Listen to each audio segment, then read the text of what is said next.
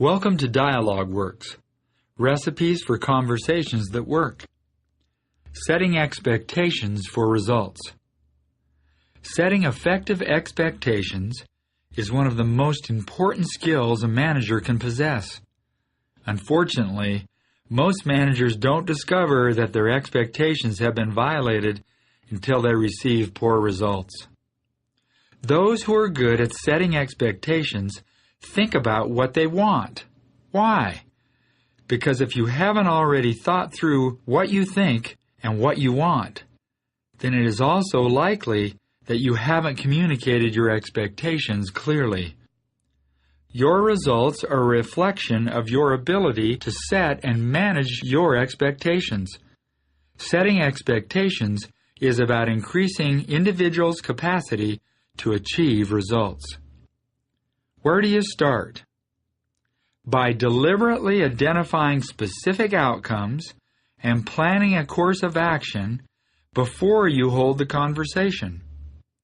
For any task or job to be completed, there is a bridge of expectations that dictates the actions that will yield the desired results. The bridge begins with where you are and crosses the divide to where you want to be. Your ability to build the bridge of expectations is determined by your ability to clarify and create shared understanding about the goals, rules, tools, measures, and outcomes for achieving results.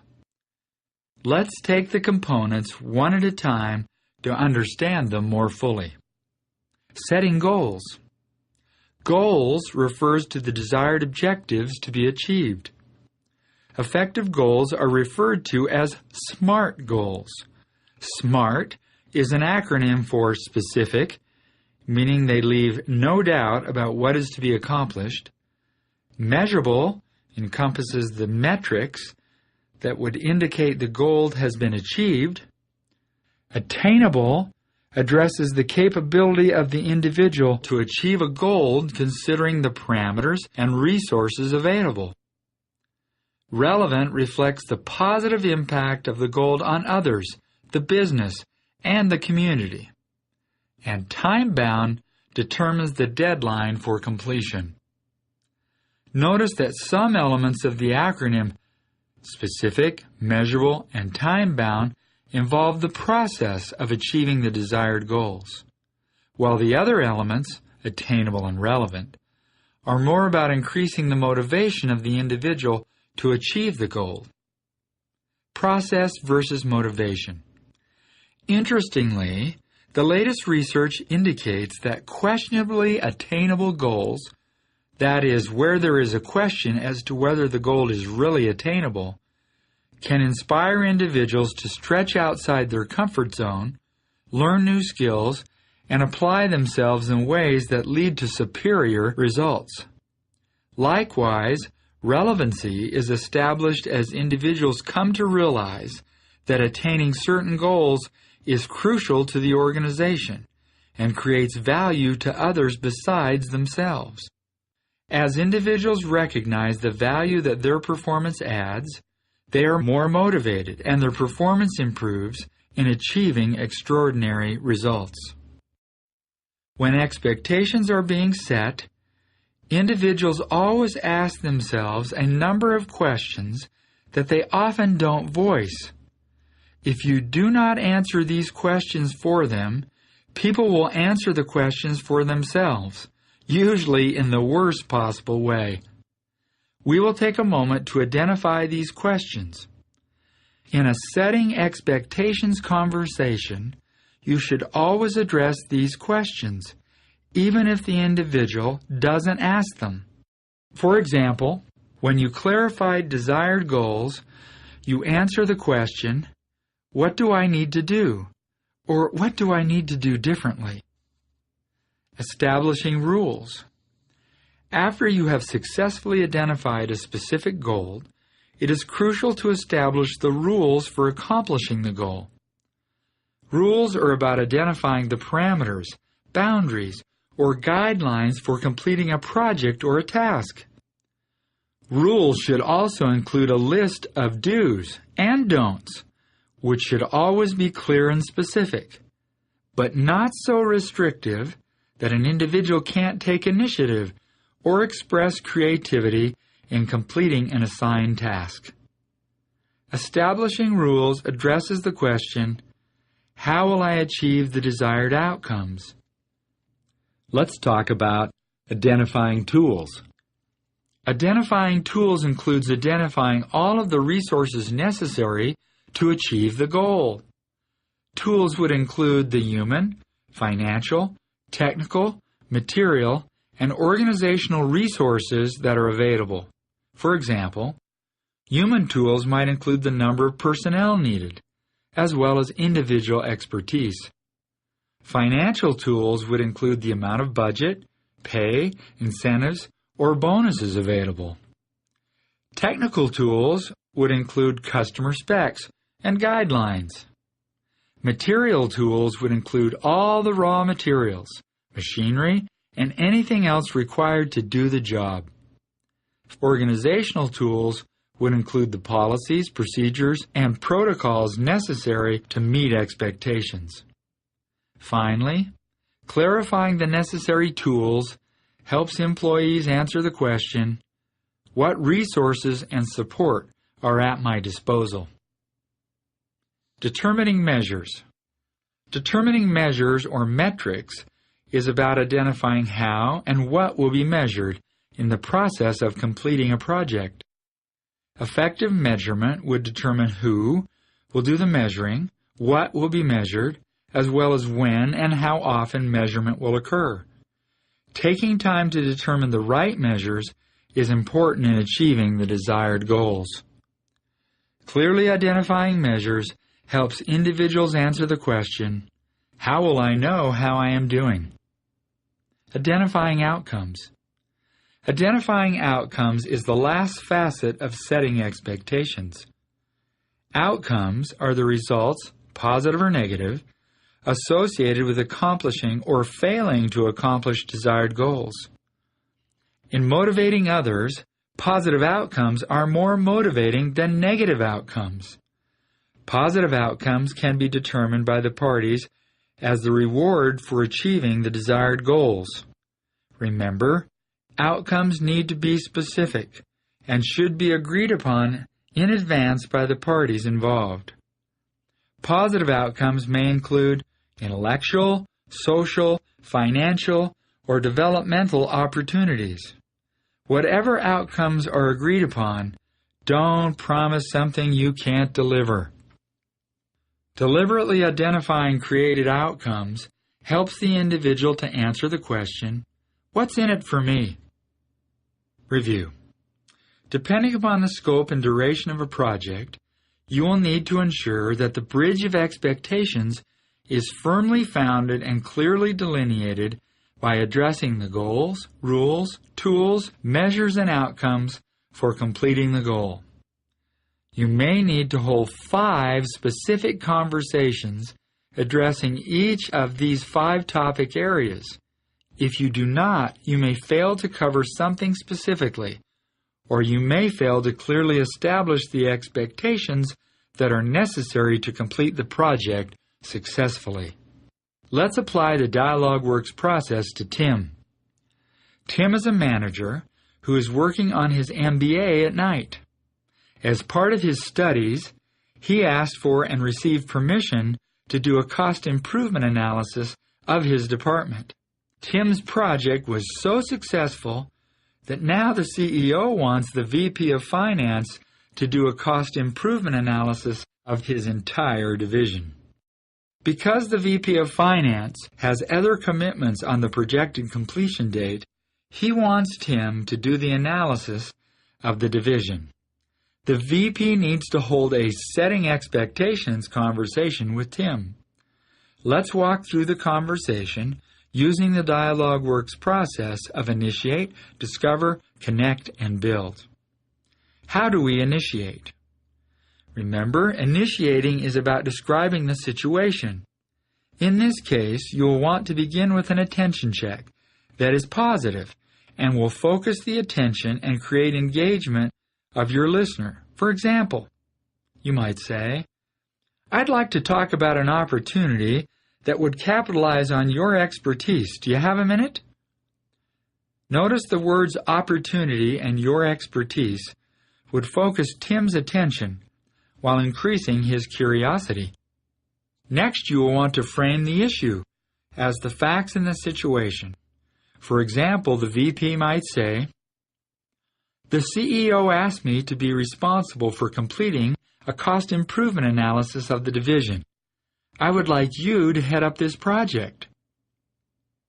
Next, you will want to provide the detail necessary for the individual to understand the necessary background and the reasoning for the action to be taken. For example, the VP may say, "Tim, your director told me that you just completed a cost improvement analysis like this of your own department that saved the company $100,000 in the first month alone. The CEO believes that an analysis of the entire division would result in substantial savings. The project will need to be completed within 10 weeks. You will have my full support for whatever it takes to make this happen." Notice that the detail does include some interpretation of expected outcomes based on Tim's previous work. The VP also listed a deadline and made an expression of support. However, the expression of support wasn't entirely clear about what full support included. Obviously, if you were Tim, you would want to explore what full support encompassed. Once you have framed the issue and provided the necessary detail or rationale, you are ready to move to discovery. How do we discover? In the discovery phase of gaining understanding, you will want to seek their input. In seeking their input, you may want to ask them if they want to accept the assignment by asking, "Will you take on this project?" Their acceptance solidifies their commitment. If their acceptance is not an option, in other words, you really need them to take on this particular project, simply ask, "What do you think?" to begin the discovery process. Next, you will want to solicit their expertise. This is the phase of the conversation where you can really take a deeper dive in understanding what it will take to complete the project. For example, in the case of Tim, you might want to ask any of the following questions. Could you complete the project in the next 10 weeks? What help would you need? How would you do it?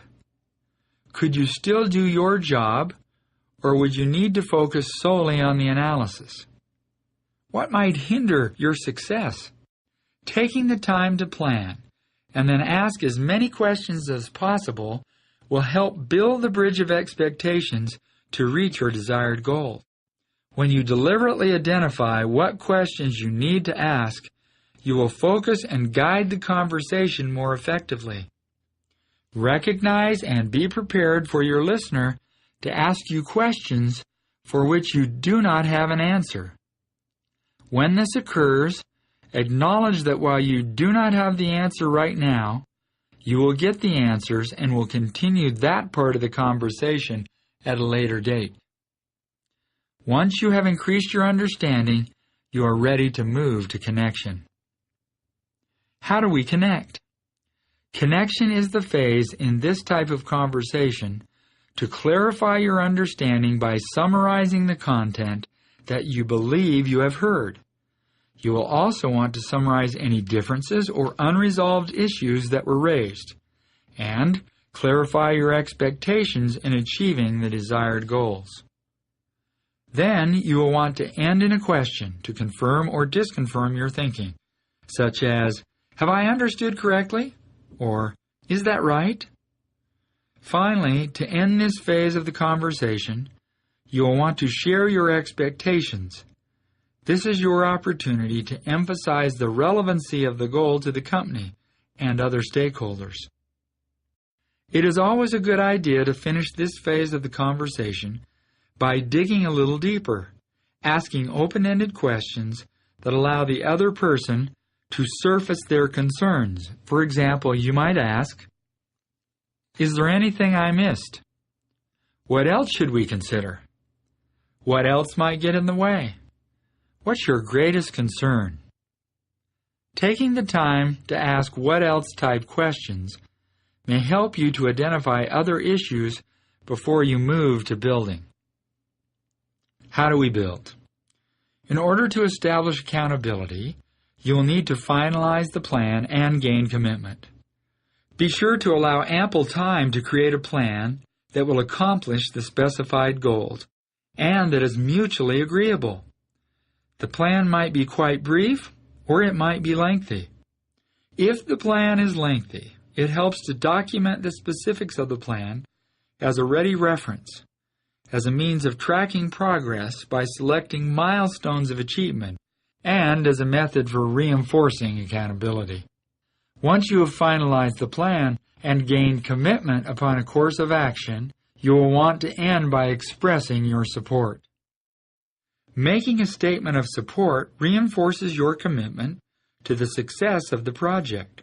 Also, you need to make it clear that they are responsible to seek your support and help, if needed, for any concerns they may have. This further reinforces your commitment and hopefully reconfirms that you are approachable and willing to support them in any way you can, but that they are accountable to solicit your assistance if they need it. Let's briefly summarize. Initiate by beginning with an attention check, framing the issue, and providing the relevant detail. Discover by seeking their input, by asking them, "Will you take on this project?" or "What do you think?" Then solicit their expertise about any aspect of the project. The more questions you ask, the more you will come to understand how the individual will apply their particular expertise in the given situation. Connect by clarifying your understanding, by summarizing the content, differences, and unresolved issues of the conversation.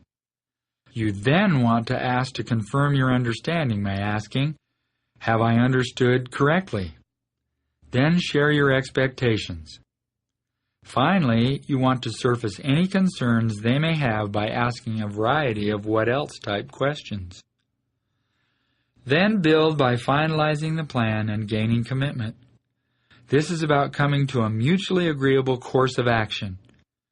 You will want to end the conversation by expressing your support so that the individual will be motivated to seek your assistance when unforeseen issues and questions arise.